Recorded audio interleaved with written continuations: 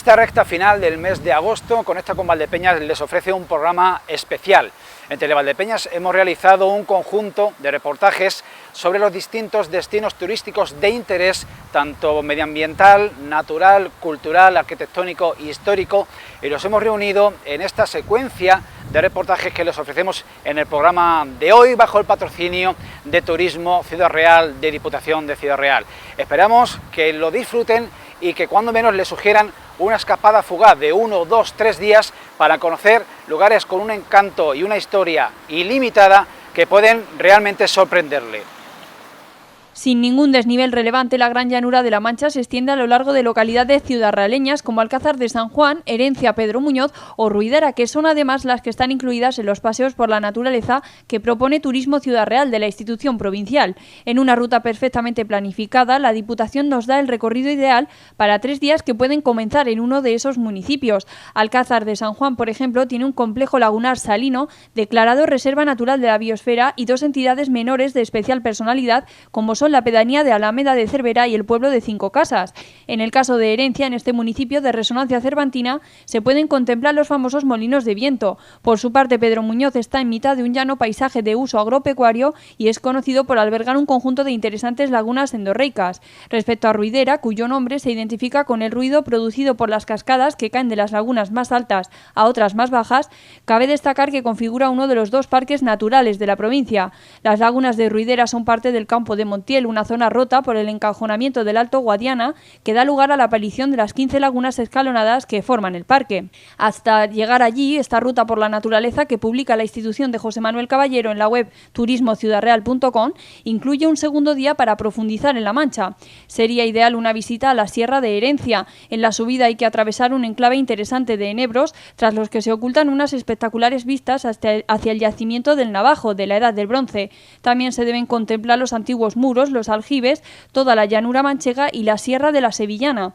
Más tarde se puede acudir a las lagunas de la Veguilla, el camino de Villafranca y el camino de las Yeguas en la zona de Alcázar.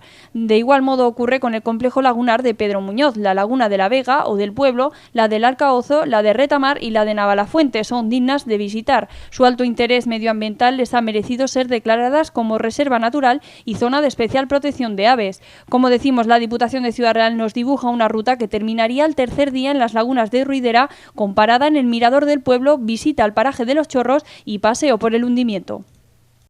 La actual provincia de Ciudad Real fue territorio en el siglo XIII de las órdenes militares de monjes soldados que trataron de repoblar la zona tras el dominio musulmán y administraron las tierras, concretamente las órdenes de Santiago, Calatrava y San Juan del Hospital, repartidas en Villanueva de los Infantes, Almagro y Alcázar. La iniciativa Turismo Ciudad Real de la Diputación Provincial ha trazado siglos después una ruta para conocer esa parte de la historia. Así nos invitan a disfrutar de la Orden de San Juan, con el conjunto palacial del Gran Prior, la Casa del Hidalgo y el Museo de la Cerámica Forma, ubicados todos en Alcázar de San Juan.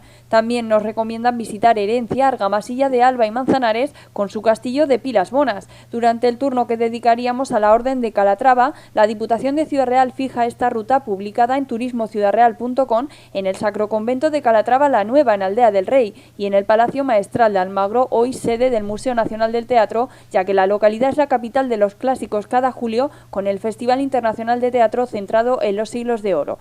La vida de los maestres influyó en la política y la vida militar del país y es algo que quedó reflejado en portadas como la de la Casa Cuartel de la Orden de Santiago en Villanueva de los Infantes, por lo que tampoco nos lo podemos perder en esta ruta.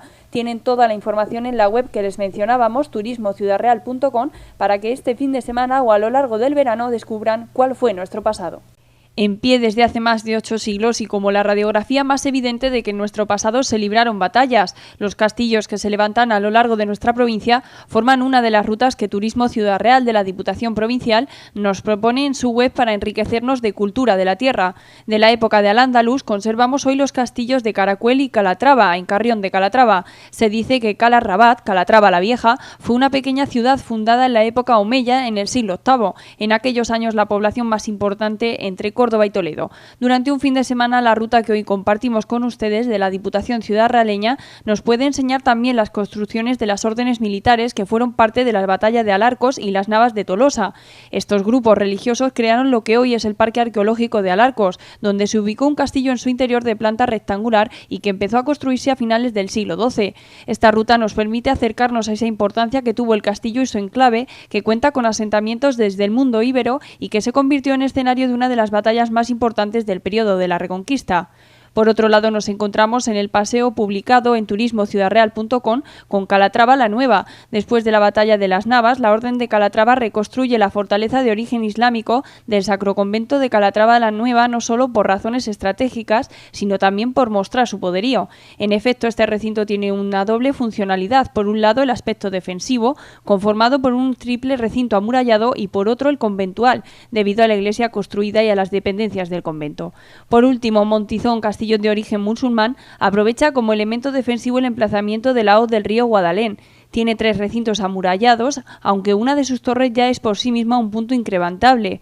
Posteriormente fue reconstruido por el portugués Pelayo Pérez, maestre de la Orden de Santiago, y fue declarado un monumento histórico-artístico. Para terminar, y ya estaríamos en pleno Campo de Montiel, es obligatoria la parada en el santuario de Nuestra Señora de la Vega de Torre de Juan Abad, un enclave mágico de una belleza y tranquilidad sin igual, con misterio y con agua y frescor. De la Orden de los Templarios, durante cierto tiempo parece que fue destruido en 1310, aunque sus orígenes no están nada claros. Se debió reconstruir en el siglo XV, según consta en la descripción de los visitadores generales de la Orden de Santiago. Nos indica turismociudadreal.com que en el mismo santuario vive el santero que podrá enseñarnos el interior de la iglesia. La de hoy es una ruta circular que recorre los pueblos de Almadén, Almadenejos, Chillón y vuelve a Almadén. Turismo Ciudad Real de la Diputación de José Manuel Caballero pretende representar la explotación minera del Azogue en un recorrido de 62 kilómetros. Se parte de Almadén con dirección a Almadenejos, pasando por puntos de interés como son el Pilar de la Legua, el puente antiguo sobre el río Valdeazogues, el Baritel de San Carlos, los restos de la mina del Entredicho o la finca Castilseras. Acto seguido se continúa la ruta por la mina del Quinto de Hierro, visita al embalse de Castilseras, también a la Virgen del Castillo y se vuelve a Almadén por el camino del Portijuelo. Asimismo, este Camino Real del Azogue está dividido en 4 grandes tramos. El camino común de Almadén a Azagua, que utilizaban tanto los carreteros como los arrieros, y las 3 variantes que van de Azagua a Sevilla. El camino arriero, que seguían las recuas de mulas y asnos, y los 2 caminos utilizados por los carreteros. El camino carretero oriental y también el camino carretero occidental. Esta ruta, como todas las de la Diputación, está en turismociudadreal.com. El Camino Real del Azogue se inicia en Almadén, aunque en el siglo XVIII conviven explotaciones mineras en esta localidad y en Almadenejos debido a la gran demanda de ese azogue. En efecto, a mediados del XVIII se establece un nuevo cerco de buitrones en Almadenejos para beneficio del azogue, que en una primera fase se enviaba al almacén de azogue de Almadén, donde era empacado para el viaje. Las carretas de bueyes salían a partir de 1795 del cerco de buitrones por la puerta de Carlos IV, en la cual se reconocen los restos del camino empedrado que discurre por el exterior del cerco y que supone el inicio del Camino Real del Azogue. A finales de ese mismo siglo, del XVIII, el intenso tráfico de carretas de bueyes en dirección a Sevilla obligó a construir un nuevo camino en el que podemos encontrar incisiones en la roca debidas al desgaste producidas por las ruedas de las carretas de bueyes. Así, la ruta de la Diputación Provincial, publicada en turismociudadreal.com, nos habla de un comienzo en Almadén y de una circunferencia para poder conocer desde allí las localidades próximas de Almadenejos y Chillón, antes de acabar en nuestro origen, Almadén, 62 kilómetros que nos devuelven a toda una explotación minera. Se cree que el nombre de Poblete proviene del latín populetum, que significa alameda o arboleda de olmos. Esto es entendible porque al estar cerca del río Guadiana, la localidad se encuentra rodeada de numerosas olmedas que podrían haber conseguido que los antiguos pobladores identificasen la aldea con este término tan peculiar. Lo cierto es que la Diputación propone esta localidad como una de sus rutas porque Poblete es una de las paradas del Sendero Internacional de los Apalaches, el sendero más largo del mundo. Este comienza en los Estados Unidos y recorre prácticamente todo el norte de América y Europa siguiendo la geología de la cordillera de los Apalaches. Es por ello que al estar en un pueblo de Ciudad Real tiene para todos nosotros muchísimo valor geológico, cultural e histórico y demuestra la importancia de la unión de las culturas a lo ancho del globo. Además, la cuenca sedimentaria de Poblete está considerada como área de gran interés volcánico dentro del término del campo de Calatrava. Es por ello que está incluida en el lugar de importancia comunitaria de las lagunas volcánicas de ese campo. Sin duda alguna se trata de un destino muy interesante que pueden explorar con más detalle en la web de la Diputación de Ciudad Real, turismociudadreal.com. Esta impresionante y original ruta es una experiencia de realidad aumentada que permite a los turistas visitar el sitio histórico de la batalla de Alarcos de forma que sientan estar allí en el momento de la batalla, convirtiendo el lugar en un museo informático que explica la arqueología y la historia de la zona con la ayuda de las últimas tecnologías. Los turistas que decidan visitarlo deberán hacer un recorrido a pie de algo más de 3 kilómetros entre Poblete y el yacimiento arqueológico de Alarcos, donde visitarán 4 puntos clave que servirán de guía para entender este relevante conflicto bélico. Lo cierto es que el origen de Poblete se remonta a la Edad del Bronce Pleno, cuando se construyó un poblado en altura en la parte occidental del Cerro de Alarcos. El pueblo tuvo principalmente 3 fases diferenciadas de ocupación y fue aldea del castillo de Alarcos en los tiempos inmediatos a la conquista cristiana, hasta que el rey Alfonso X le incluyó dentro de los términos que otorgó a Villarreal, lo que sería la actual Ciudad Real. Poblete logra el título de villa en 1843. La ruta toma lugar en la carretera de Alarcos y el horario de inicio para estos meses de verano será a las 9:30 de la mañana en la zona deportiva de la carretera Alarcos. Se recomienda llevar agua, ropa y calzado cómodo. Además, es imprescindible llevar un móvil Android. Por otro lado, el aforo es limitado, siguiendo las directrices y recomendaciones fijadas por el Ministerio de Industria, Comercio y Turismo, por lo que si están interesados en realizarla, no duden en obtener más información en la web de la Diputación de Ciudad Real, www.turismociudadreal.com.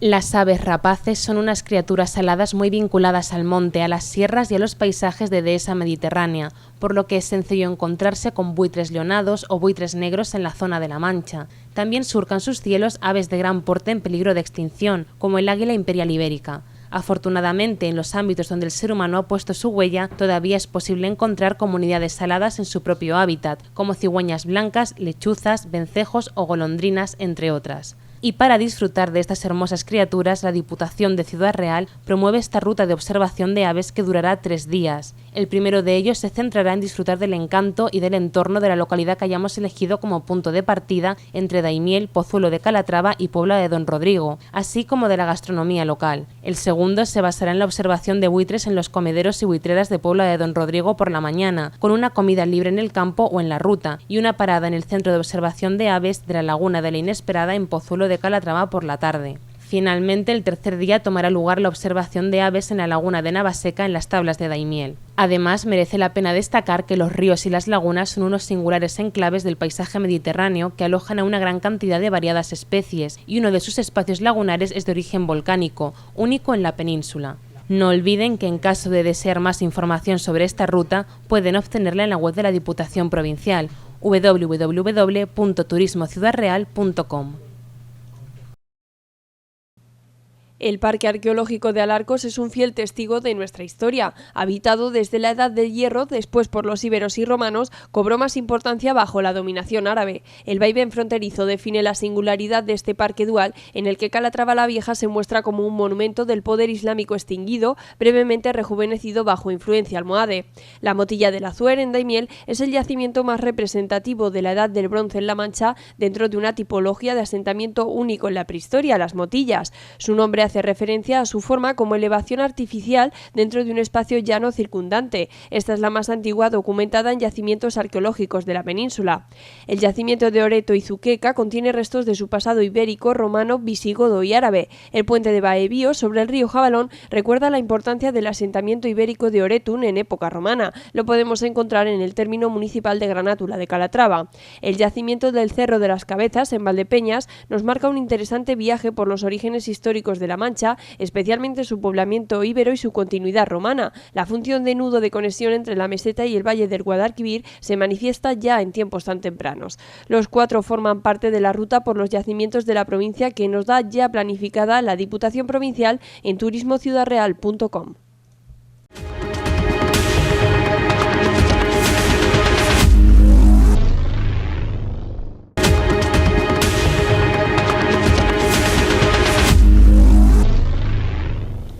pues estamos aquí en casa de Maripaz, que es una artista independiente natural de aquí, de Valdepeñas, y va a contarnos un poquito su historia con el arte y, bueno, a qué se está dedicando ahora. Gracias por atendernos, Maripaz, y cuéntanos un poquito eso.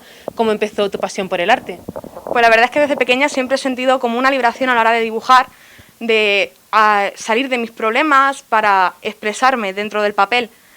Y desde siempre he estado dibujando, siempre. Y un poquito tu formación artística, ¿qué has estudiado? Yo realicé bachillerato de artes aquí en el Bernardo Balbuena y me fui a estudiar a Toledo en la Escuela de Arte, el grado superior de Ilustración. Aunque no tengo inacabado porque me puse a trabajar y tienes que al final, pues tienes que optar por seguir formándote o vivir. ¿Y en el ámbito laboral qué has estado haciendo? ¿A qué te dedicas en el plano artístico? Yo ahora mismo me dedico a realizar láminas, las vendo de personajes famosos, de películas, series y también encargo. Me mandan una foto, quiero que me hagas este retrato y realizo retratos, o quiero que me pinte, yo qué sé, un fondo de tal sitio y lo pinto. Y a la hora de dibujar, de pintar, ¿qué es lo que te identifica? ¿Qué dirías que es tu seña de identidad, tu marca? Realmente no siento que yo tenga como una marca, porque ahora me estoy centrando más en el tema comercial. Realizo dibujos realistas y estoy intentando, pues eso, vender más láminas, aunque últimamente lo que sí que me está gustando mucho es pintar con ceras blandas, porque es una técnica que te deja hacer muchas texturas y tiene, pues eso, más matices, puedes... sí. Entiendo que quieres ganarte la vida viviendo del arte. ¿Es duro ganarte la vida de esto? La verdad es que sí, porque el arte se siente muy infravalorado. Cuando pides un precio dicen, ¡guau! Es que por un dibujito, ¿cómo me voy a pagar tanto por un dibujito? Pero la gente no piensa el trabajo que tiene detrás, tanto la formación como el dinero gastado en materiales, etcétera. O sea que tú te has sentido infravalorada. ¿Ha habido alguna vez en la que te hayan pedido trabajar gratis? Muchísimas veces. Yo realizo a veces también como caricaturas y no, es que 5 euros por eso. 5 euros, tú le dices a un camarero, no, te voy a pagar 5 euros nada más por 4 horas de trabajo. ¿Qué te va a decir el camarero, por ejemplo? Pues lo mismo, dicen, es que eso es muy caro, es que no merece la pena para un dibujito, eso me lo hace mi primo gratis. ¿Y alguna vez te has sentido infravalorada por ser mujer en este mundo? Que a fin de cuentas, si vamos a un museo hay muchos retratos de mujeres, pero la mayor parte de exponentes, por decirlo así, son hombres. ¿Tú has sentido alguna vez que te hayan infravalorado por ser mujer o lo ves como una cosa igualitaria? Yo la verdad es que, por mi parte, nunca me he sentido infravalorada por ese sentido, por ser mujer. Sé que hay muchas mujeres que sí que las infravaloran, pero yo, desde mi punto de vista, o sea, a mí, personalmente, no. ¿Y tú crees que vas a lograr vivir al 100% del arte? O sea, ¿es tu meta conseguirlo? Hombre, gustarme me gustaría, desde luego. Sé que va a ser muy difícil y hay muchísimo trabajo por delante, pero para eso estoy pues trabajando en ello. Tengo a mi familia, a mi pareja que me apoyan y creo que poco a poco lo conseguiré. Y ya, bueno, dime dónde pueden encontrarte, si quieren verte o comprarte alguna cosa, ¿qué tienes disponible? Principalmente ahora mismo tengo la página de Instagram, que tengo la página de arte, que es @puchipu_art, y ahí principalmente por MD, pues me escribes, quiero esto, tal, y yo informo de precios y de todo. Muy bien, y ya si quieres añadir alguna cosa más que te parezca importante. Pues que los artistas, aunque estemos infravalorados, tenemos muchísimo trabajo detrás y nos gusta que nos valoren, aunque sea con un like, un compartir, todo es poco. Muchas gracias, Maripa. A vosotros.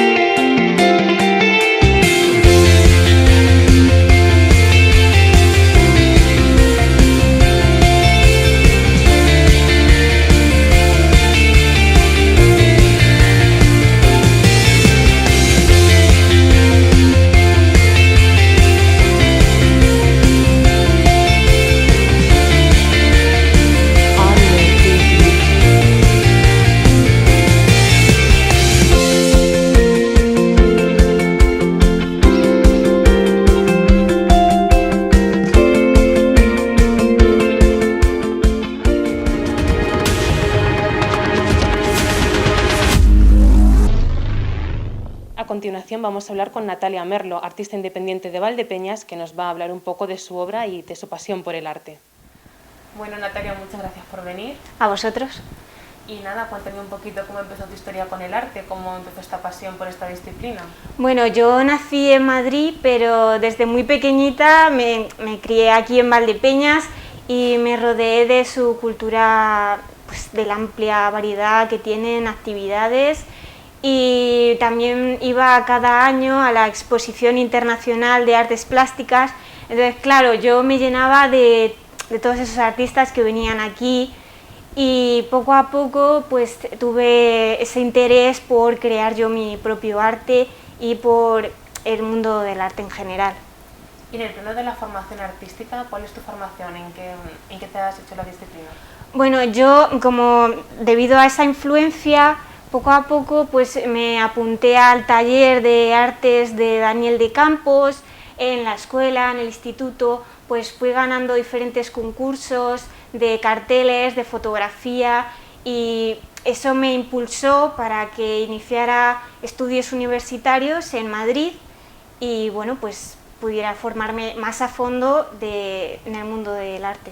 Has estudiado Bellas Artes, ¿verdad? Sí. Y luego ya en el terreno de la experiencia laboral, ¿en qué has trabajado en relación al arte?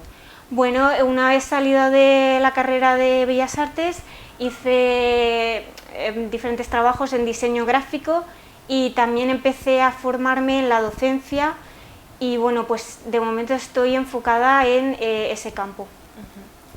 Y a la hora de definir tu estilo, ¿qué es lo que identifica? ¿Cuál dirías que es tu sello o tu marca de identidad en el arte? Yo lo que hago es experimento con diferentes técnicas. No solamente me cierro en la pintura, sino que también pues puedo ampliar en la fotografía, en la escultura, pero me gustan mucho los temas que tienen que ver con el cambio climático, con los animales y con el existencialismo del ser humano. Y esto se suele preguntar a los artistas, ¿has pensado en ganarte la vida solo con el arte? Como te he comentado, primero me estoy formando en el campo de la docencia, pero esto no quiere decir que tenga que dejar de lado esa oportunidad del lado empresarial de vender tu arte. Y a la hora de vender el arte, como dices, debe ser complejo, porque claro, eres, me imagino yo, que autónoma en ese sentido de sí, hacer tu trabajo e intentar venderlo. ¿Hay épocas del año en las que te solicitan más trabajos, o a lo mejor fechas señaladas como cumpleaños o navidades? Es decir que es un mundo complejo. Necesitas también crearte tu propia clientela también, y claro, para gustos colores, ¿no? Que te puede tocar una época en la que tu arte pues te gusta mucho y te puedes vender mucho. Luego otra época pues tienes que adaptarte. Y en ese sentido, ¿tú crees que el trabajo del artista en comparación a otro tipo de trabajos puede estar infravalorado? Siempre lo ha estado, pero hemos de decir que es un tipo de... no es una primera necesidad. Entonces también hay mucha subjetividad dentro del arte, por lo que eso influye, ¿no? No es algo que consumas a diario. ¿Y alguna vez te han pedido que trabajes gratis? O sea, hay muchos artistas que se quejan de eso, que a lo mejor conocidos o compañeros les dicen, oye, ¿me puedes hacer un dibujo o una obra gratis? Y sí, realmente... Sí, suele pasar. O también que al principio, antes de formarte, empiezas también a regalar dibujos y todo eso, y claro, luego ya te das cuenta del tiempo que empleas en hacerlo. Luego, a nivel personal, ¿tú te has sentido alguna vez infravalorada en el mundo del arte por ser mujer? Porque al fin de cuentas en los museos vemos muchas mujeres retratadas, pero la mayor parte de artistas que hay son hombres.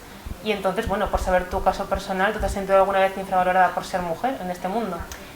Como he dicho antes, en general es complicado, pero eso no quiere decir que no haya mujeres artistas. De hecho, hoy en día con el feminismo y con el tema de la igualdad, se están empezando a descubrir muchas artistas mujeres, y yo creo que eso ayuda también a que más mujeres se unan, y yo opino que hay igualdad.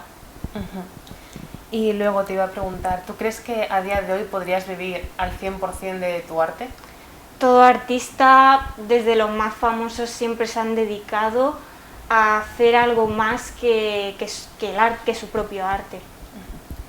Pues ya simplemente decir dónde podremos encontrarte, dónde podríamos comprar alguna obra tuya, si quieres compartirlo con nosotros. Sí, claro, podéis encontrar cualquiera de mis obras de arte en Instagram, @nmerloart.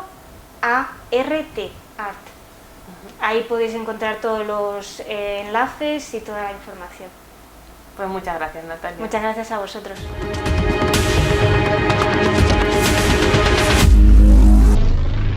Bueno, Ángel, háblanos un poquito de tu historia con el arte, cómo empezó tu pasión por esta disciplina. Pues desde pequeño siempre lo que se suele decir, ¿no? Que te dedicas a dibujar, a pintar y no sé, desde siempre me llamó el tema de la Semana Santa porque mi padre fue costalero, mi madre también, ha sido una cultura que me la han inculcado, ¿no? Aparte también pues mi fe, soy creyente y todo esto pues es un cúmulo de cosas que al final pues te hace decantarte por un camino que al final pues si trabajas pues da sus frutos. ¿Y qué formación tienes artística para dedicarte a esto? Pues mira, yo empecé mi formación profesional aquí en Valdepeñas con el bachillerato artístico primero, luego de ahí fui a hacer la carrera de Bellas Artes a Sevilla y una vez que estuve allí ya fue donde, explorando distintas técnicas, me decanté por la orfebrería y la joyería y emprendí pues lo que es realicé el grado medio de orfebrería y de procesos de la orfebrería y la platería. Y el año que viene continuaré con los estudios superiores, el grado superior en Córdoba, y para ya terminar esa formación en orfebrería y platería artística. Últimamente hemos podido disfrutar de algunas de tus obras aquí en Valdepeñas. ¿Puedes comentarnos un poquito en qué consisten y dónde podemos verlas? Pues sí, principalmente la que más repercusión para mí ha tenido ha sido la corona que ha aportado durante las fiestas del Carmen el Niño Jesús que tiene esta imagen, ya que es el trabajo final de mi grado medio allí en Sevilla y aquí podemos ver pues un poco el proceso creativo de lo que ha sido la misma, ¿no? Desde su creación a línea hasta pasar a la evolución en tonos de grises hasta ya darle color, puesto que es una obra en plata, ¿no? En metal bañado en plata y tiene también incrustaciones de piezas de fundición en algunos detalles de la corona, ¿no? Y la verdad que ha sido un gran trabajo por realizarlo, porque como ya te digo, la primera obra de gran envergadura que he podido realizar como es una corona, ¿no? Aunque sea de menor formato, por también el tiempo limitado, porque con esto del COVID, pues en clase también hemos tenido menos horas, pero dentro de lo que cabe pues hemos podido desarrollar una buena formación. Y bueno, a modo de explicación, el tema de las técnicas que se utilizan para realizarlo, aquí tengo un puñal, que es una de mis últimas obras, ¿no? En el que os voy a indicar un poco las técnicas que se usan. Para realizar una pieza de este tipo de orfebrería, pues lo que primero se tiene que hacer es el repujado y abultado, que se hace pues, por el anverso de la obra. Tú la trabajas sobre la pez, que es una mezcla de almagra y aceites, que es una masa. Tú pones el metal liso con el dibujo pasado y ya con cinceles pues lo que te dedicas es lo que comentaba, a abultar, a dar el volumen deseado. Y una vez que ya lo tienes abultado es cuando le das la vuelta y tienes el volumen en bruto por lo que es la parte superior. Y mediante el cincelado, que es la otra técnica que se utiliza en estos aspectos, pues ya defines todo lo que son las volutas, las hojarascas y como los motivos de la concha y ya le das el acabado final. Esto es una pieza de metal que con acabado en baño de oro, ¿no? Que es lo que ya pues, le hace que se luzca completamente. Y este es el proceso que he seguido a grosas líneas, ¿no? En la realización de la corona del Niño Jesús. Y la otra obra que podemos ver pues es la corona de espinas que está portando ahora mismo el crucificado del hospital, que se encuentra en la capilla del hospital. Y pues eso fue a través de una idea de uno de los trabajadores de allí que se puso en contacto conmigo y a través de las donaciones de allí del hospital, pues Cristo puede portar hoy su corona de espinas, que era un elemento que no no lo tenía, y pues es, para que nos entendamos, es un trenzado de un hilo metálico, ¿no?, a modo de corona de espinas, ¿no?, de trenza, y luego ya pues soldadas unas a unas cada una de las espinas, y ya tendríamos el resultado. También es de metal bañado en plata, y allí lo podríamos admirar cuando tengamos que estar allí en el hospital y tengamos que ir a rezarle.